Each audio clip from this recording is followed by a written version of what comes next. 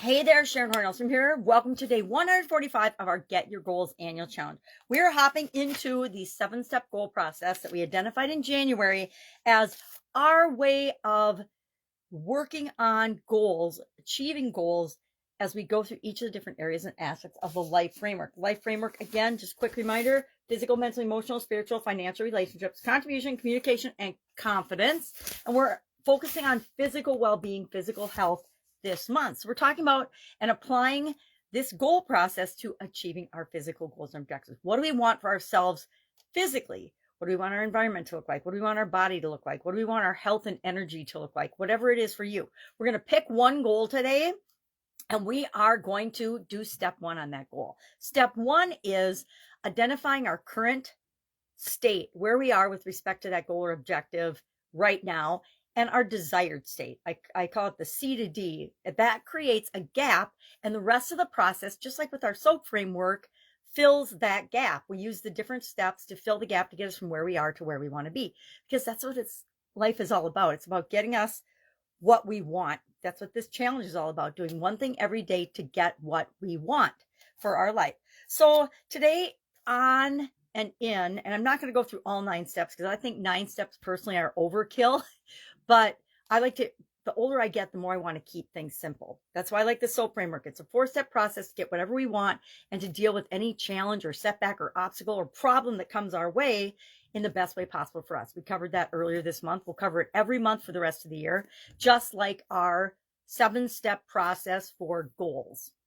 Now, step one is, of course, identifying our current situation, our current story, and our desired story, because we need that gap in order to know how we're going to get from where we are to where we want to be. So pick an area or aspect of your physical well-being that you want to work on, you want to change or improve in some way. And then use what I call situation analysis to identify what is really going on. And I like to use a structured tool when I'm thinking about my current story, because sometimes I'm not always 100% honest, or I don't always see what's really going on with my current situation. Why?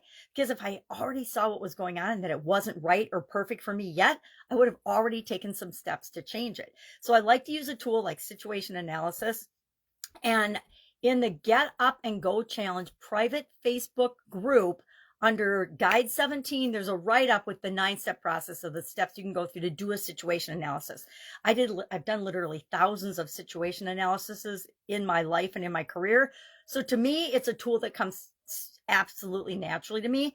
But if it's something you've never heard about, go ahead, hop into that group and read that particular write-up of how to do one. Basically, it's just asking yourself questions about where am I right now, and it does it in a structured way, so you remember to consider all the different ways of looking, not all, but a lot of different ways of looking at it than you might otherwise look at it. And then we do the same thing for our desired state. What do we want? And that helps us to really come up with and clearly identify where we are versus what we want and that gap, so that when we go to SMART goals and setting our SMART goal tomorrow, which is step 2 of the goal setting process, we've got a lot of the information that we need at our fingertips. Now, I haven't decided what my goal is going to be for this one yet.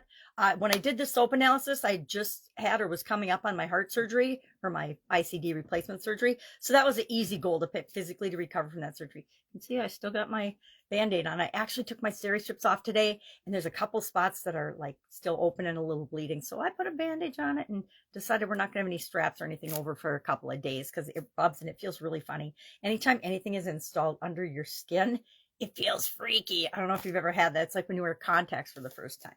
So I'm going to pick one thing, one goal. I'll share it tomorrow because I don't know what it's going to be yet, because I'm going to do a situation analysis on myself. And I'm going to go in and I'm going to use all 9 steps. Might not do a whole SWOT analysis, which I think, I don't remember, step 5 or something of that process. But I'm going to really think about and choose a physical goal that I really want to achieve this year, and share that as we go through the goal process with you as an example. All right, what are we doing today? Identify our current story, identify our desired story with respect to one physical goal you want to achieve this year. Share in the comments below. If you need any help, if you've got any questions, if you're struggling with any step of applying the tool or understanding the tool, or you're like, okay, I agree with you, Sharon, it's way overcomplicated for what I'm doing. I'm just setting this as, I want to lose 20 pounds this year. You don't need to do a whole analysis of that if you already know what your goal is. All right. Hit me up if you have questions. Otherwise, I will be with you tomorrow. Have a fantastic day and have fun with this process. This challenge is all about making this process your own so that it becomes automatic for you. All right.